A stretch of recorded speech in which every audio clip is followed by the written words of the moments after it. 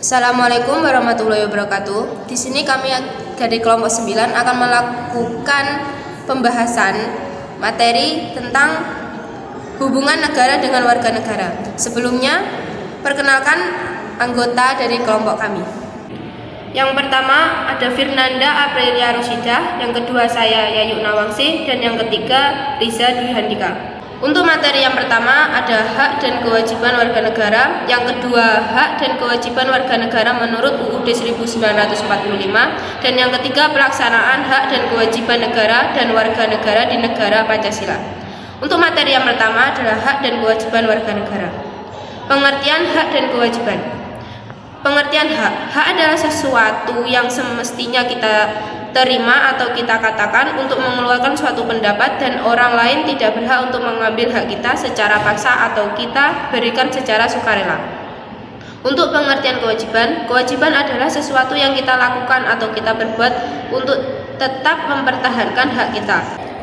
Hak menurut Jimli Asidiki yang diatur dalam UUD tahun 1945 meliputi yang pertama hak konstitusional, yang kedua hak-hak politik, ekonomi, sosial dan budaya, yang ketiga hak-hak khusus dan hak atas pembangunan, dan yang keempat hak yang mengatur mengenai tanggung jawab negara dengan kewajiban hak asasi manusia.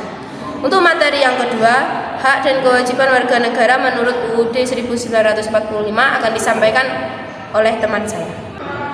Selanjutnya saya akan membahas materi tentang hak dan kewajiban warga negara menurut Undang-Undang Dasar 1945.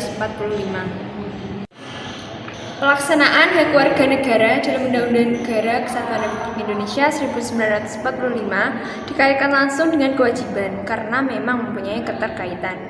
Karenanya, perumusan hak dan kewajiban itu dicantumkan dalam satu pasal seperti pasal 27 ayat 1 yang berbunyi, segala warga negara bersamaan kedudukannya di dalam hukum dan pemerintah dan wajib menjunjung hukum dan pemerintahan itu dengan tidak ada kecualinya. Prinsip utama dalam penentuan hak dan kewajiban warga adalah terlibatnya warga secara langsung atau perwakilan dalam setiap perumusan dan hak kewajiban, sehingga warga sadar dan menganggap hak dan kewajiban tersebut sebagai bagian dari kesepakatan mereka yang dibuat sendiri. Berikut hak dan kewajiban warga negara berdasarkan Undang-Undang Dasar Negara Kesatuan Republik Indonesia tahun 1945. Yang pertama yaitu pada pembukaan yang berbunyi bahwa hak warga negara untuk merdeka dan bebas dari penjajahan. Yang kedua pada pasal 6 ayat 1, hak warga negara untuk menjadi presiden dan wakil presiden. Yang ketiga pasal 23A yaitu kewajiban negara membayar pajak terhadap negara. Yang keempat pasal 26 ayat 1 yaitu yang menjadi warga negara adalah orang-orang bangsa Indonesia asli dan orang-orang lain yang disahkan dengan undang-undang sebagai warga negara. Yang kelima pasal 27 ayat 1, segala warga negara bersamaan dengan kedudukannya di dalam hukum dan pemerintahannya, wajib menjunjung hukum dan pemerintahan itu. Selanjutnya yang keenam pasal 28, kemerdekaan berserikat dan berkumpul, mengeluarkan pikiran dengan lisan dan sebagainya ditetapkan dengan undang-undang. Yang ke-7 pasal 30 ayat 1, hak dan kewajiban warga negara untuk ikut serta dalam pembelaan negara. Yang ke-8 pada pasal 27 ayat 1, hak warga negara untuk memiliki kedudukan sama dalam hukum.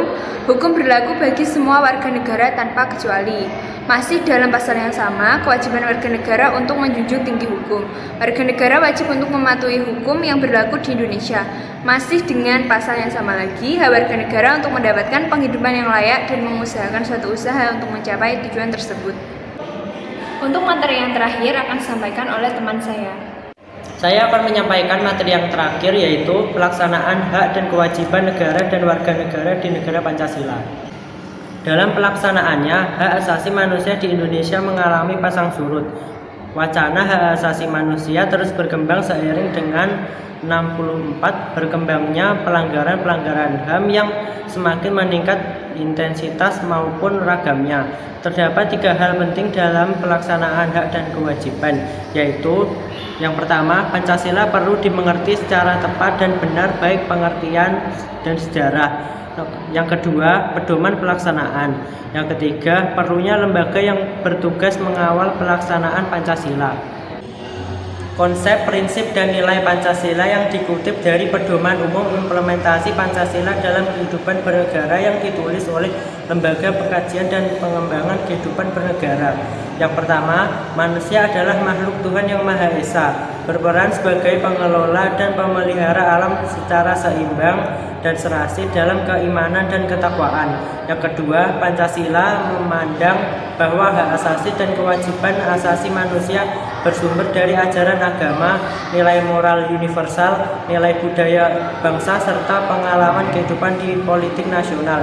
Yang ketiga, hak asasi manusia meliputi hak hidup, hak berkeluarga, hak mengembangkan diri, hak keadilan, hak kemerdekaan, hak berkomunikasi, hak keamanan, dan hak kesejahteraan yang tidak boleh dirampas atau diabaikan oleh siapapun. Sekian video pembelajaran Dari kami, semoga bermanfaat. Kurang lebihnya mohon maaf. Assalamualaikum warahmatullahi wabarakatuh.